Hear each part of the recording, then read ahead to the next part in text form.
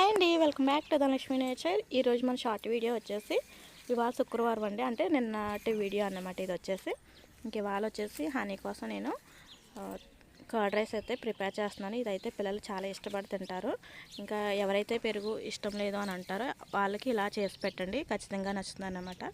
So ఇప్పుడైతే చాలా సింపుల్గా ప్రిపేర్ చేసేసుకోవచ్చు. ముందుగా పోపులన్నీ వేపేసుకొని పెరుగు కలిపేసుకున్న అన్నంలో ఇది వేసేసుకోవడమే.